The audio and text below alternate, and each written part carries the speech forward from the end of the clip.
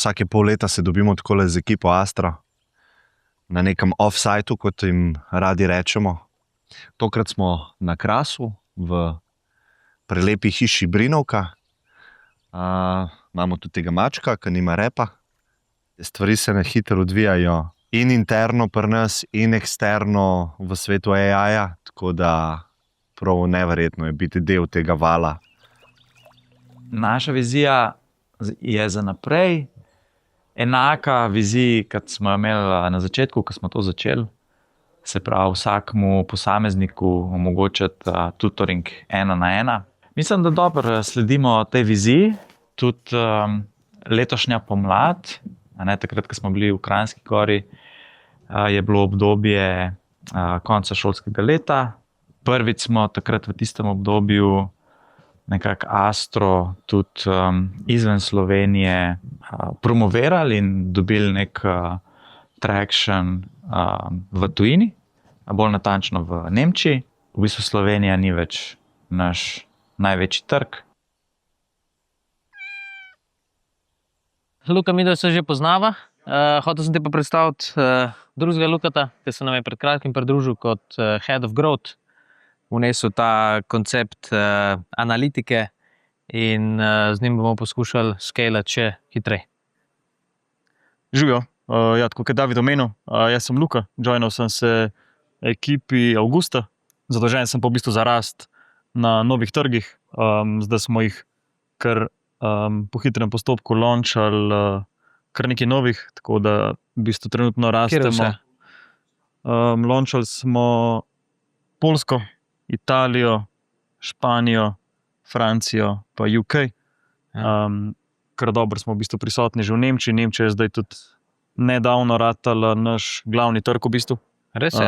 Prehitela Slovenijo, kar se tiče subscriberjev oziroma plačljivih uporabnikov platforme. Predvsem ti api grejo ful dobro v Nemčiji, je res? Tako je. Ape smo pa launchali en mesec nazaj, da smo jih začeli v bistvu aktivno tudi promovirati prek mailov. In trenutno je nekako polovica vseh uporabnikov v Nemčiji, ki pride prek apa. Ful nice. V tutorju lahko dejansko vprašalite na history Ja. in pač Jaz sem tudi tam ne bo mogel tako imeti, ker začnem se učiti. Mogel bo dati neki. nekom Ja. je mogel skomunicirati. Ja. Tako, kot se s ChatGPT-jem folk pogovarja, tako se bo mogel tam. Ne bo mogel kar iz nule. Ja. Ne, to že sem tu na nek način med modi, ker preskočiš, a svoj user ne pričakuje, Ta del mi je weird, ja. da zdaj sem kle, ko bi sam neko nalogo notoval, zdaj sem pa tam, ko pa rabim full content, pa imel full strukturirano, veš. 3 večje stvari, ki smo jih z Astro naredili v zadnje pol leta. Prva bi bila mobilne aplikacije, zdaj je Astro dostopna na vseh platformah. Druga, priprava na test, to je strukturiran način priprave. Tretja je pa večja posodobitev pri naših tutorjih. Zdaj podpiramo 12 predmetov, praktično celoten šolski program.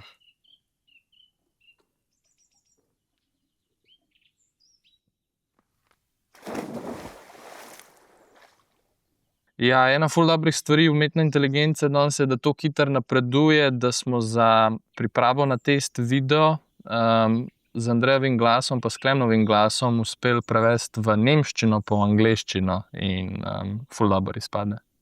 Ja, v bistvu zdaj spet širimo ekipo. To se nam nekako konstantno dogaja. Zdaj bolj iščemo tehnične kadre, da pomagajo Tjažu na njegovem področju. Backend pa frontend, ne? Stari, čisto vse. Pač, kdor je dober, pa bra delo kje za njega, v AI-ju, mi ga hočemo.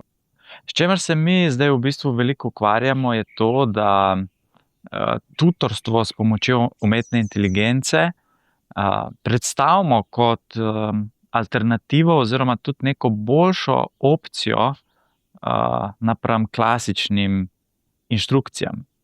Verjamemo, da bo v prihodnosti tutoring s pomočjo umetne inteligence na vse načine boljša opcija oziroma izbira za tiste, ki rabijo dodatno učno pomoč ali pa bi radi neko stvar čisto od začetka spoznavali. Mislim, da nam to zelo dobro uspeva in tudi številke kažejo, da smo na neki poti spreminjanja